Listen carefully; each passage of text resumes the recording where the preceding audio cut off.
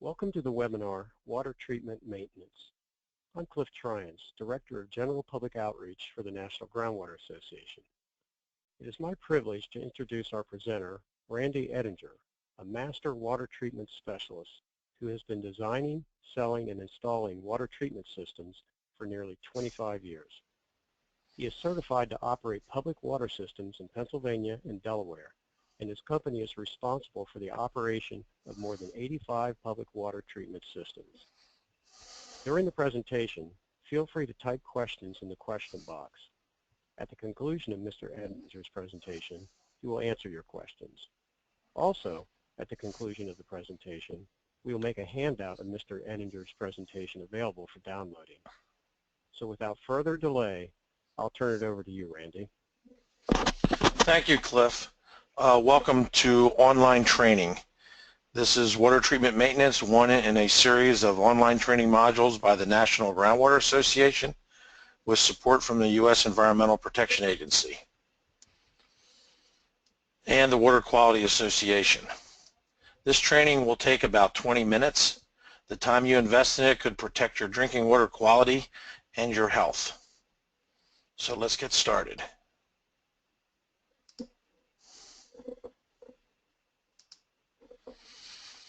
There are more than 13 million households in the U.S. on private water wells. Household well owners are responsible for water testing and water treatment if necessary.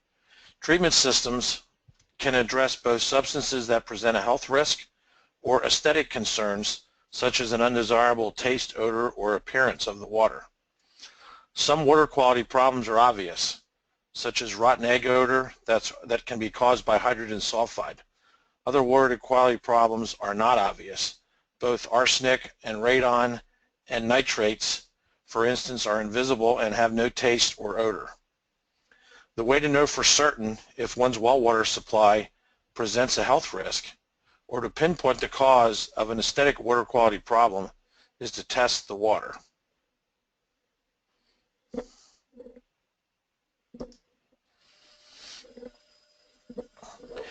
Is my well water at risk? The National Groundwater Association recommends that all well owners test annually for bacteria, nitrate, and anything of local concern. To find out what might be of local concern, check with your local health department, a qualified water well system professional, or a qualified water treatment service provider. Determine that with water testing. Have the water tested by a certified drinking water testing laboratory. Lab results often measure the presence of substances in water down to parts per million or even parts per billion. And actually there's some new things coming out now that are in parts per trillion. Depending on the type and number of substances for which you are testing, the water test can cost from less than $50 to more than $1,000, and actually up in the $1,600 or $1,700 range for a thing that's called a new source sample. Compare lab results to EPA drinking water standards for public water systems. Make sure your treatment system is capable of treating the specific water quality issues that you may have.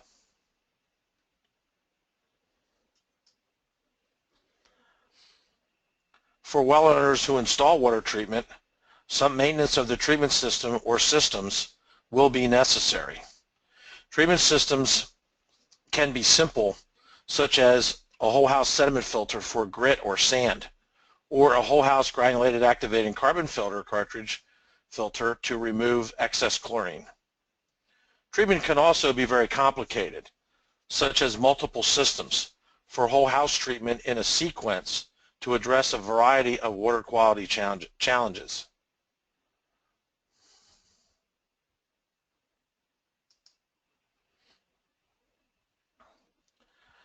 Step one is to understand what you have.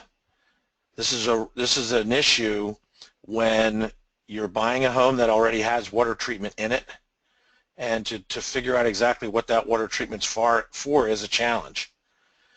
Do you have a whole house treatment system? Maybe it's just a filter.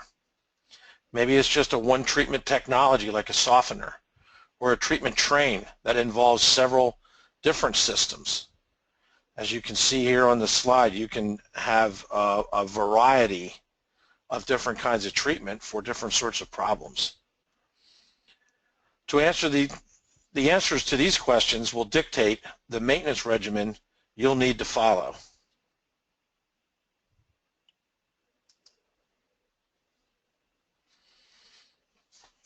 Determine your ability to perform needed maintenance. That's step 2. Consult with a qualified water treatment service provider about your capability to maintain your treatment system. You may well be able to maintain your system yourself. If capable, get necessary guidance on maintenance intervals and procedures.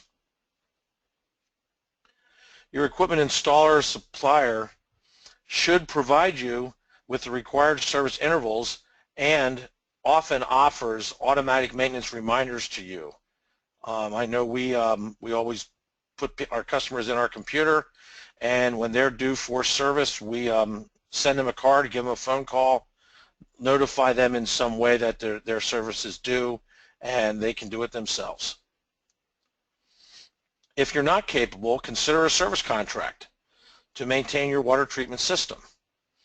If your capability is low or your system is complex, you should have the system serviced by a qualified water treatment professional.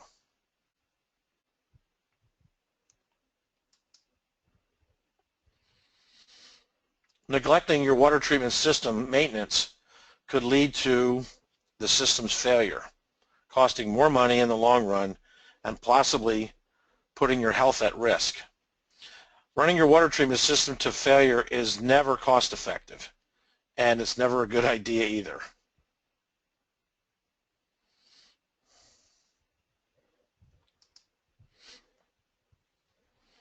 Okay, so let's talk about some common types of home water treatment and their maintenance. The first one to talk about is continuous disinfection with an ultraviolet light. Because of the presence of bacteria is so widespread, well owners often seek treatment systems that continuously disinfect the water, either to address an existing bacteria problem or as a safeguard against bacteria. When you have public water, job number 1 is always microbiologic protection. When you have well water, the one thing you don't get for the lack of getting a water bill every month is that guarantee that that water has microbiologic protection. The most common way to do that is an ultraviolet light to get that guarantee of microbiologic protection. It treats water at the point of entry, and you'll hear me refer to POE and POU, point of entry, point of use, as this progresses. So just wanted to make a point that that's what that was. Where it says wavelength kills bacteria on the slide, an ultraviolet light casts a germicidal wavelength of 254 nanometers. It's ultraviolet energy, and it goes through the water from a bulb radiating through a sleeve made out of quartz. The sleeve that's made of quartz is made of quartz, and it looks like a big test tube for a reason that the actual germicidal wavelength of ultraviolet does not go through glass, but it does go through quartz. That's why it's built that way. It's a very simple looking unit that has a lot of technology in it. Proper pretreatment of water is important. The cleaner the water, the more effective the UV light.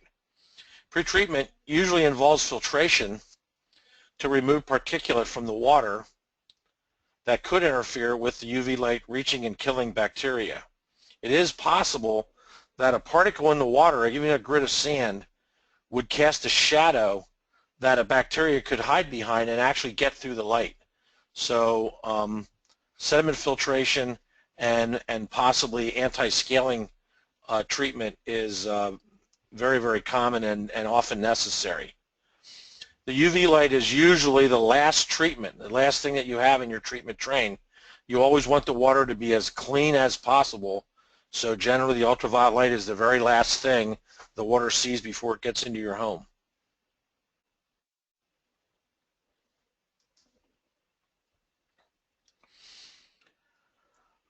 Good maintenance requires the quartz sleeve to be kept clean, and annual replacement of the lamp is also necessary.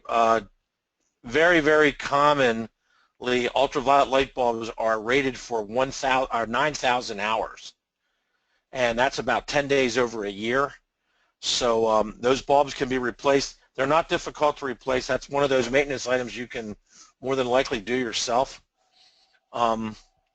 Remember that it says good maintenance requires a quartz sleeve be kept clean. The quartz sleeve is very fragile and must be handled with care when cleaning, when removing and putting back in, and especially there's a nut that gets tightened that needs to be done very carefully. It's better to not tighten it too much and snug it up a little in case it leaks than it is to just tighten it up.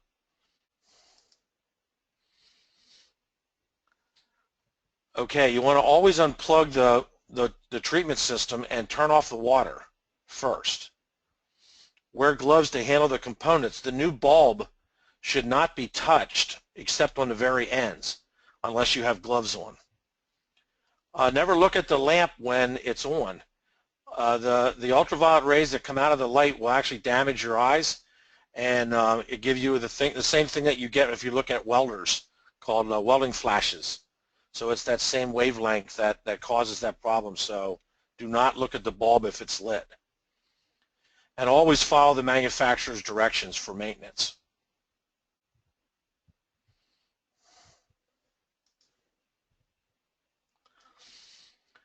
Okay, the water softener is probably the most common water treatment device, maybe other than sediment filters, but as far as a unit that is electrical and is automatic and it backwashes, I would think that there are more water softeners than about anything else.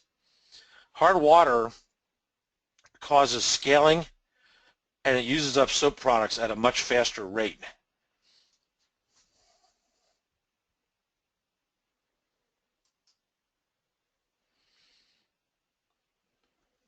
Ion exchange treatment systems usually treat all the water coming into the house. So a water softener is another POE, or point of entry device, treating all the water for the house. Under normal conditions, water softeners can run for years with minimal maintenance.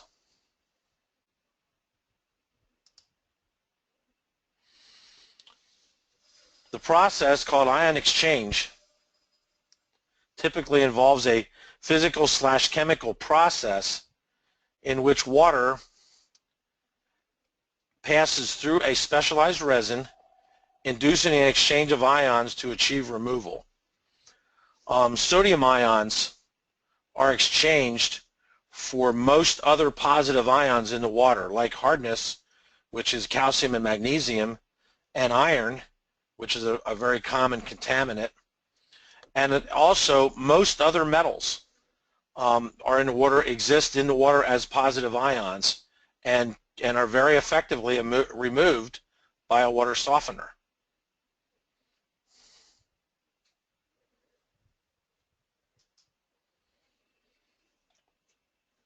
Now, water softeners use sodium to regenerate themselves. Well, salt is sodium chloride, so they need salt. And that is the one routine maintenance. Now, generally, water softeners hold a fairly large amount of salt, maybe, more than 150 pounds at a time, and they may only use a few pounds per regeneration. Regenerations may only occur once a week. So you have to replenish the salt from time to time. How often depends on how much hardness is being removed, so how much work the softener is doing, and how much water you're actually using in the home. Most water softeners nowadays are demand initiated, which means that they count gallons. The most efficient ones, they count gallons, and they regenerate based on how much water you actually use.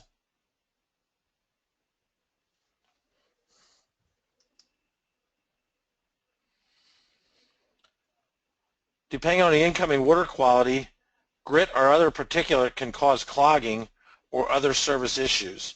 One of the things in a softener that a softener uses is a nozzle venturi, and your maintenance manual will have directions in there for how to clean that. It's something you can do yourself.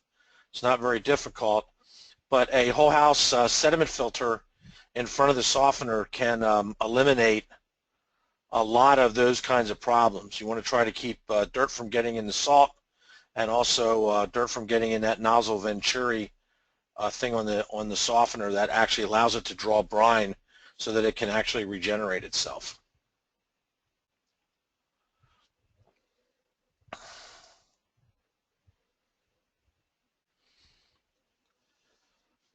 Maintenance requirements can depend on what the homeowner is removing from the water.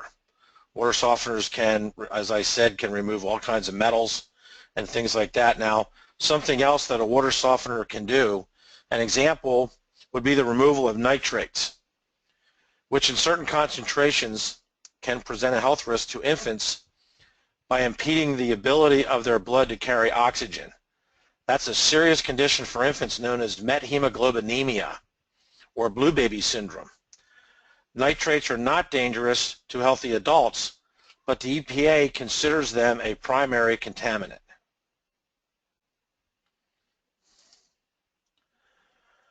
Now, this is the important part. For the removal of nitrates with a water softening unit, the resin in the softener has to be replaced. The cation resin that's used in traditional softening gets replaced with what's called anion resin.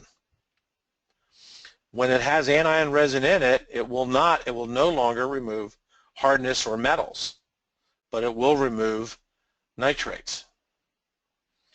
Also, an ion exchange unit using an anion resin to treat nitrate is only effective if chloride is used to regenerate the resin, while a unit for water softening uses sodium to regenerate the resin. And it's because it is ion exchange, as the word implies, ion exchange, where you've got positive and negative ions in the water. The resin in the water softener has a negative charge in a water softener, and it attracts positive ions. If you're removing nitrates, that's a negative ion. So anion resin has a positive charge, and it attracts negative ions. Now you regenerate the water softener resin, the cation resin, with sodium. You regenerate the anion resin with chloride. Now, since salt actually is sodium chloride, both the sodium and the chloride are available in standard salt. So even though you have to put another kind of resin in the softener, you still put salt in the same way as before.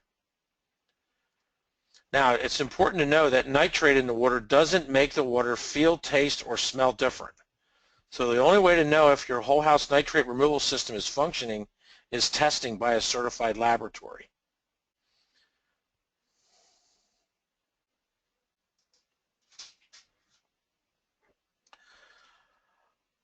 Reverse osmosis. It's a process for the removal of dissolved ions from water in which water is forced through a semi-permeable membrane, rejecting most ions while transmitting the purified water to a storage tank for later use. Now, I like the pictures on this slide because in normal osmosis you can see there's less dissolved solids, that's the yellow dots, on this side, and more on this side. You also notice that the water level on this side is lower than the water level on this side. And the reason for that is because in osmosis there's actually a pressure created for the water to try to dilute the solids down so that both sides of this semi-permeable membrane are equal. So what happens in reverse osmosis is you apply a pressure to this side to force the water to go back through the membrane in the other direction. Well, the dissolved solids don't want to go through the membrane, only the water wants to go through. So as you can see here now, the pressure applied pushes the water from the side with the most dissolved solids into the side with, very few dissolved solids, if any. And that's the direction of water. Now you can see the level here is actually a little bit higher than it is on this side. And this water is then conducted off to the storage tank so that you have it for your use later.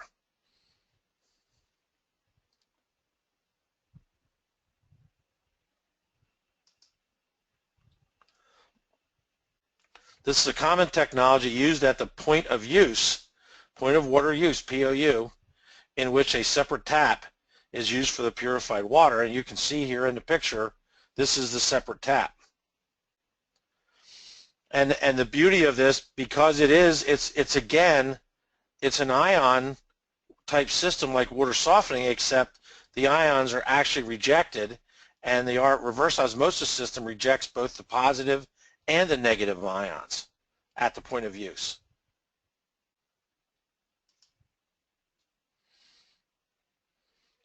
As you can see in the picture, they're usually installed under the kitchen sink.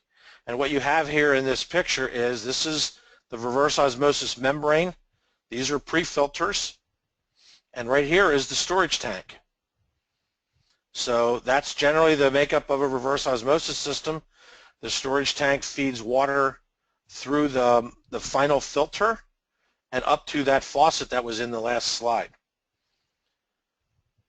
When coupled with granulated activated carbon filters before and after the RO treatment, this system can achieve a high degree of removal of many of the substances that cause quality water problems.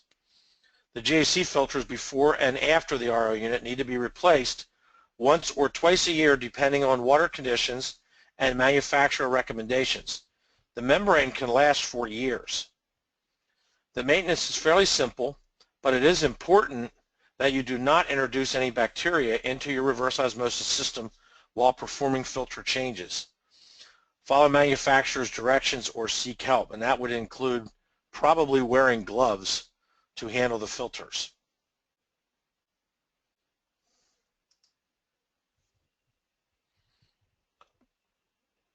Whole house sediment filters, very common, very simple filter, no moving parts, not too much to go wrong, and such filters can enhance the effectiveness and reduce the maintenance of other treatment systems that come after it in the treatment chain. Filters are purchased according to micron rating. So if a sediment filter, like in the picture, is rated at, say, 5 microns, that's a pretty fine filter. About the smallest thing you can see in the water if you have very good eyesight is between 25 and 40 microns. So you're talking about 5 micron filtration is filtering particles that are considerably smaller than the smallest thing you could see floating around in the water. Remember, the flow capability can be affected as the micron ratings get very low. So a small filter like the one in the picture at 5 microns is going to have a depleted flow rate. So you may notice that if you're trying to run a lot of things at the same time.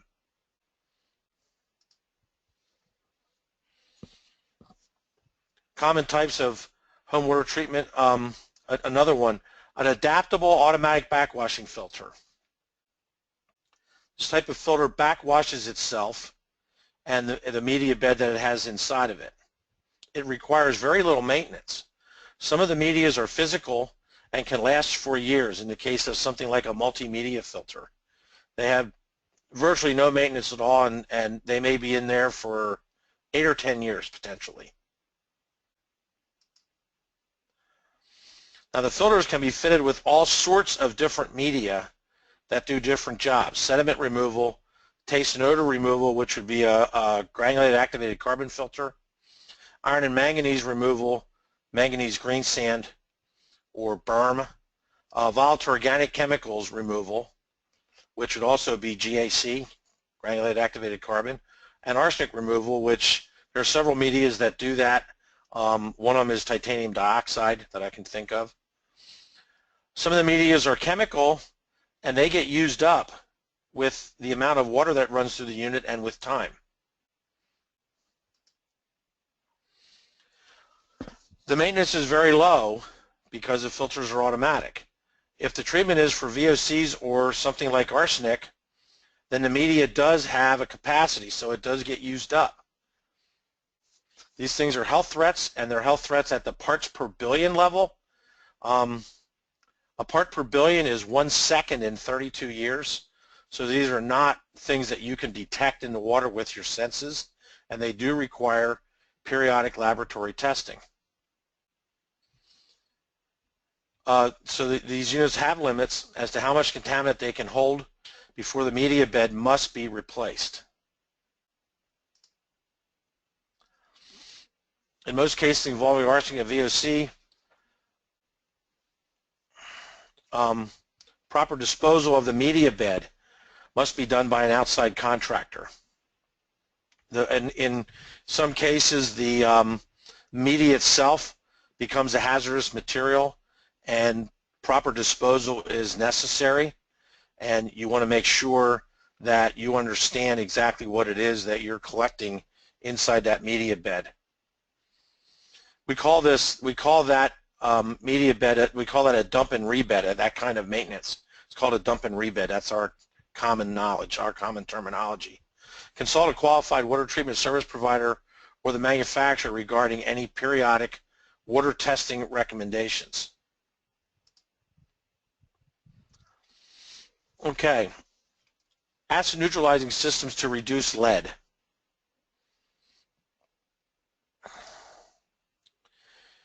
In many parts of the United States, well water may have a pH in the acid range, 5.0 to 7.0. The pH scale goes from 0 to 14, with 0 being pure hydrochloric acid and 14 being pure sodium hydroxide, and 7.0 actually being pure water. So if you have water that's in below 7, which is acidic, and down, and you'll see some that are in the 4s from time to time, this is low enough pH, it's acidic enough that it will slowly dissolve metal plumbing pipes and fixtures.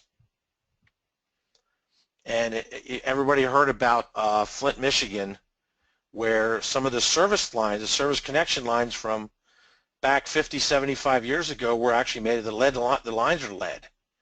And when they changed their water supply, it was somewhat corrosive, so the water got lead in it from their service connections.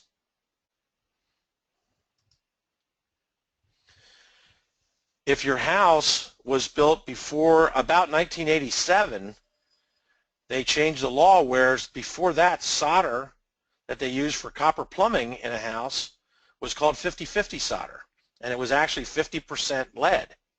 And since lead is dangerous in parts per billion, it doesn't take a lot of lead exposure for you to be above that limit.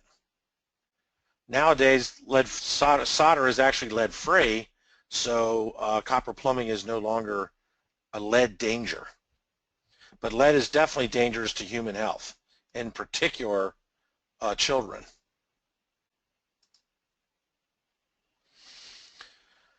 Okay, to make the water non-corrosive, 2 types of systems can be installed to raise the pH. What you want to do is get the water pH to be above 7.0, so the water becomes non-corrosive. Now that doesn't happen,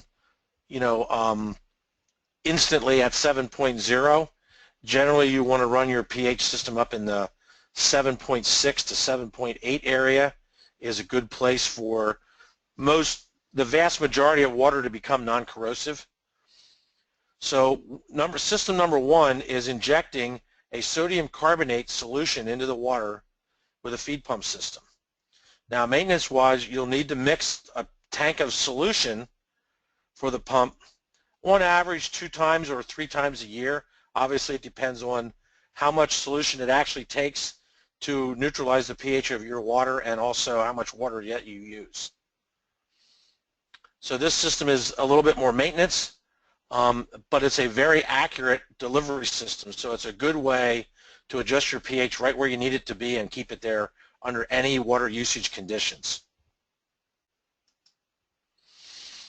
The other way to do it is one of our adaptable whole house filters, backwashing filters, and you can put a calcite media, which is actually calcium carbonate. It's the carbonate that adjusts the pH. And you can put this, we call it calcite. It actually has a catalyst in it called magnesium oxide to help it dissolve better. And this is something where your water can run directly through the filter. So it's very low maintenance. it does require every few years, every year you have to add mixture to it because it dissolves and it reduces, and it also clumps up and starts to get into big lumps, and you reduce the surface area so much that it's not very effective anymore. So every few years you do need to dump that bed out and put a brand new bed in and start over. Now the system is very low maintenance, but the periodic dump and rebeds necessary to keep the system operating properly are a little bit costly, so you want to consider that as well.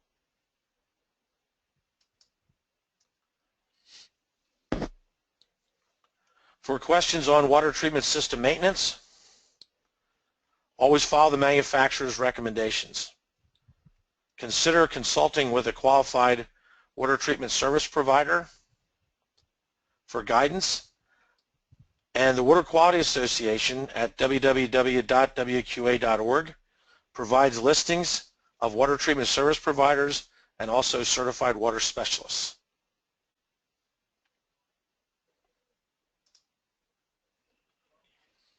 And this is Cliff Trines again. I wanted to close this part of the presentation out with a plug for our website, wellowner.org, where you can access a private well owner hotline number. You can also access and subscribe to the private well owner tip sheet, which comes out monthly. There are online lessons that well owners can take about many aspects of water well stewardship and groundwater protection, and then also access to more free well owner webinars. This webinar and the others that we've done are recorded and are available for viewing at a later time as well. If you could advance that next slide, Randy.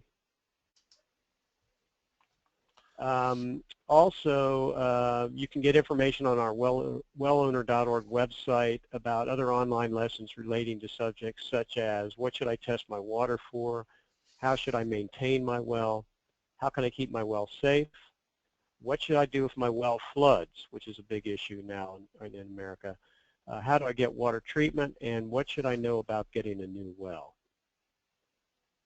So if you can, yeah, there you go. So this is how you can enter a question. I would encourage you to do that now if you like. We've got some questions in the queue, but please type your questions in and hit the send button in your question box, and we'll try to get to them. So Randy, with that, I'm going to go ahead and hit you with the first question.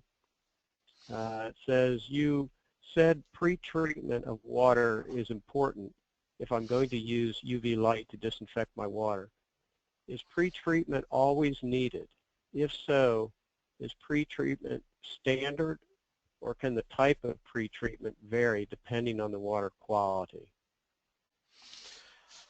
Yeah, absolutely. The type of water treatment, the type of pre-treatment would certainly be affected by the incoming water quality, and that's something to discuss with your service provider. One of the things I did talk about a little bit was the particulate issue. You can't have grit in the water going through your ultraviolet light, because that grit, as it goes through, will cast shadows inside the light, and even though they're polished on the inside and they reflect ultraviolet energy all around inside, it is possible that there could be a shadow big enough for a bacteria, which is very small, to manage to get through the light. The other thing is, because the bulb, the ultraviolet bulb is a bulb, it does create some heat, and the quartz sleeve that the bulb is inside of will warm up. Well, unfortunately, that warmed light sleeve will attract things like hardness, so it will scale, and any kind of clay or silt that could be in the water are attracted to the surface of that quartz sleeve.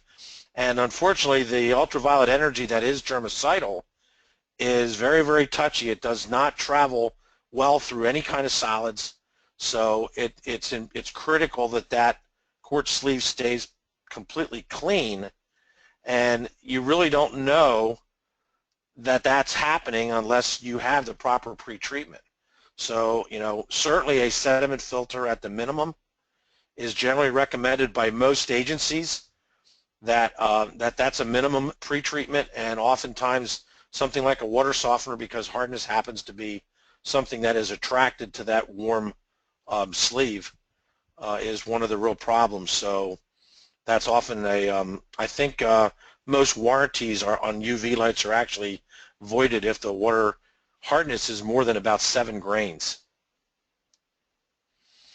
Okay, thanks, Randy. Second question, I want to test my water to see if I need treatment for anything, but I'm not sure I'll be very good about maintaining a treatment system. How does one find someone to maintain a home water treatment system? So I want to add on, so that I could see two situations where that might apply. One would be where a person is getting a system installed. They've gone to a service provider. So the question would be, do they offer maintenance contracts? And then the second would be, if somebody buys a system themselves and installs it, is there someone that they could hire to do maintenance on that? Yeah, I guess there's a couple of things that I should mention here. First off, there are certainly options with exactly how to treat different kinds of contaminants. So whereas you can buy something as simple as, say, the sediment filter that we talked about, if you feel like you won't be good at maintaining that, maybe you travel a lot in your business or whatever it is, you can spend more money and use one of those automatic backwashing filters with a sediment filter media in it, and then it's automatic. So by spending additional money, you can automate things in a lot of cases and remove a good part of that maintenance.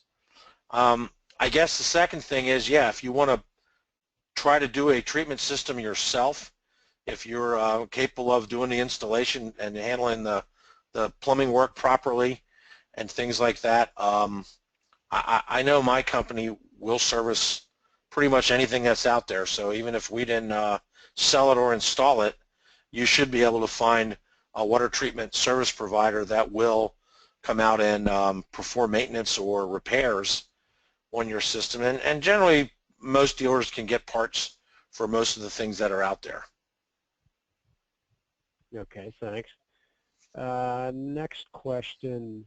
You talked about how grit or particulate in water can clog treatment systems. How do I know if this is a problem for me and whether I should get a whole house filter? Well, one of the places where you'll see that is in a water softener. And again, like we said, that was probably one of the most common water treatment devices that there is. And one of the nice things about water softening is that it makes the water feel different. People say it feels slippery. Actually, some people say they don't like it because it feels slippery.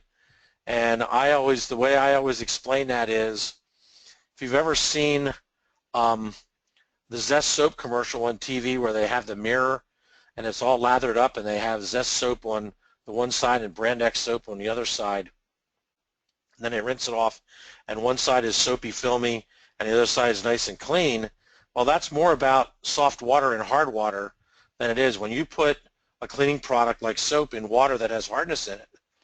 A chemical reaction takes place between the hardness and the soap, and that chemical reaction creates two byproducts. One of them is soft water, and the other one is a thing that's called soap curd. Well, the soap curd is the sticky part. So when you say your skin is squeaky clean, that squeaky clean is actually the friction of that soap film that's stuck on your skin. So the slippery part, so at any rate, the fact that your water feels different when your softener stops working, and very quickly you get used to the water feeling the way that it feels with soft water, and you notice immediately that the water's not soft. And that's one of the ways that you can physically tell without having to do testing or anything else, that you know that your equipment stopped functioning for whatever reason. Now, in the case of things like we talked about, VOC filters, arsenic filters, nitrate removal systems and things like that, you're not going to know that that equipment's not working unless you test. In most cases, when we do treatment systems for volatile organic chemicals or whatever, we actually use two identical systems in series with each other with test ports, a place where you can test the water, that are before both of the filters, in between the filters, and then after the filters. We call it pre, mid, and post. And when they do tests, say quarterly, because some of this testing is expensive, so you can't just test it every week, and you have no way of knowing when your system could quit functioning properly. So you test quarterly at the midport between the filters, knowing that you have a filter at the back that will take care of the problem if the front filter either gets used up or stops functioning. And then you need to go out and perform maintenance and get that first filter either dumped and rebedded or back online repair-wise. Okay, thank you. Next question. How do you know if the resin in a water softener or ion exchange system needs to be changed? Is that something I can do, or does it take a professional? And maybe your last answer might be some of the same. I don't know.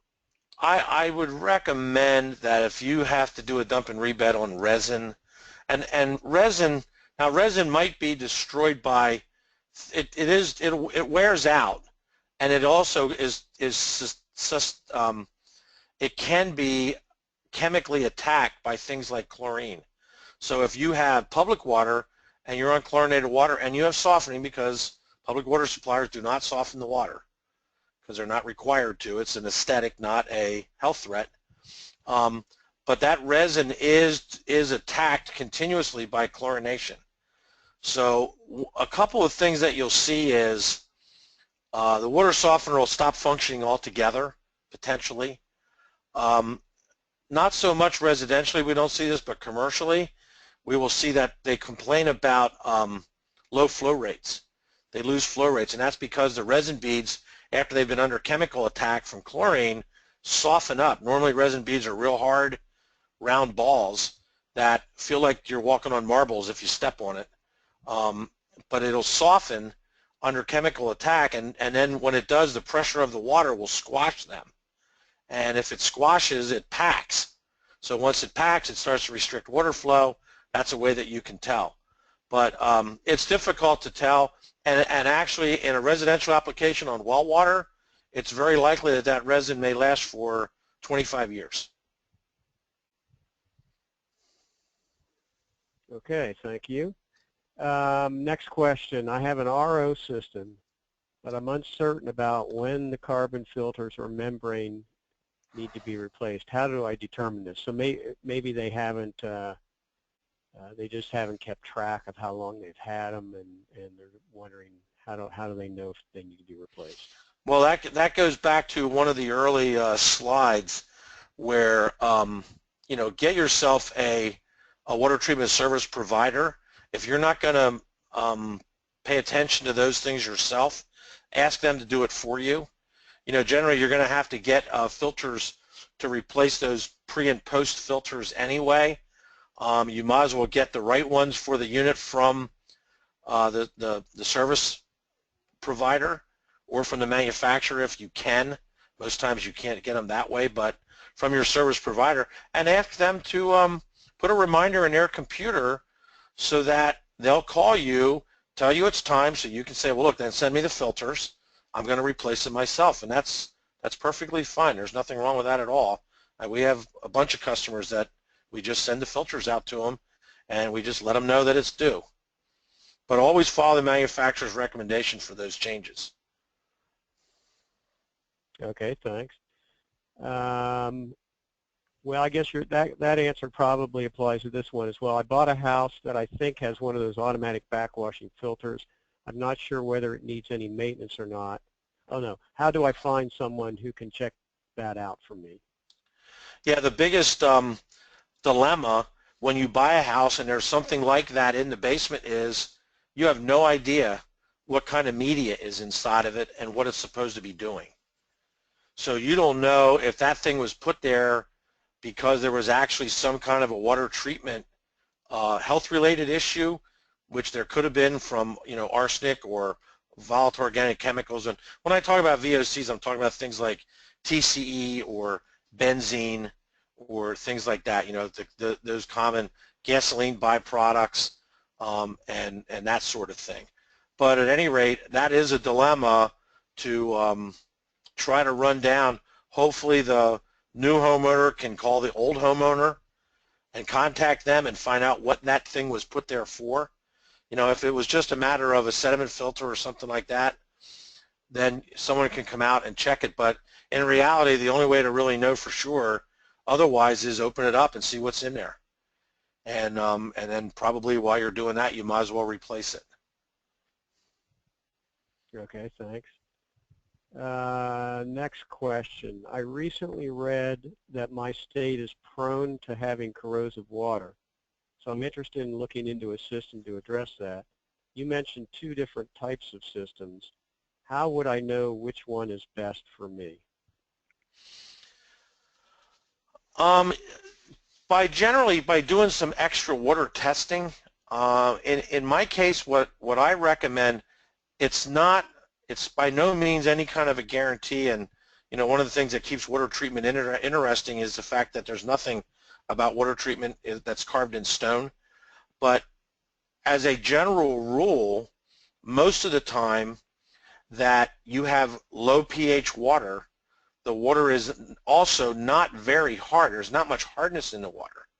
So when you use the acid neutralizer, which is the very low maintenance way of adjusting the pH, it's using calcium carbonate to adjust that pH. And the calcium and the carbonate are actually being dissolved into the water. Now calcium happens to be a hardness mineral. So by adjusting the pH that way, you're also increasing the hardness. Whether or not that creates a hardness problem that you would then need to buy a softener to address or not, it's a case-by-case basis. Whereas with the feed pump system that we also talked about, that's sodium carbonate. Sodium is not a hardness mineral. So that system never adds any hardness to the water that could potentially create a condition where you would have to buy another piece of equipment to solve a problem that you didn't have before you added the pH adjustment system. So as far as knowing which way to go, it's again, it's a case-by-case basis. How hard is the water? Does it really matter if I add hardness, or maybe there's already a water softener there, in which case it really doesn't matter. How good am I going to be at maintenance? If do I mind mixing solution 2 or 3 times a year? And or don't I want to be bothered with that? Well, then you can either go with the feed pump system and hire a service provider to come out and do the mixing for you and pay the bill, or you can go with the neutralizer and have the low maintenance.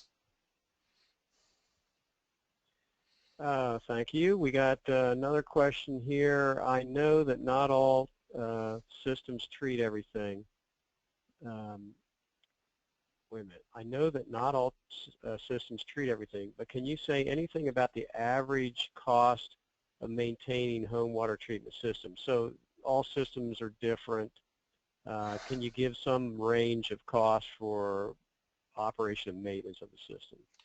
Yeah, I'd have to say, I mean, obviously it depends on what treatment you have, how many different pieces of equipment you have, whether or not you're going to treat it yourself or not.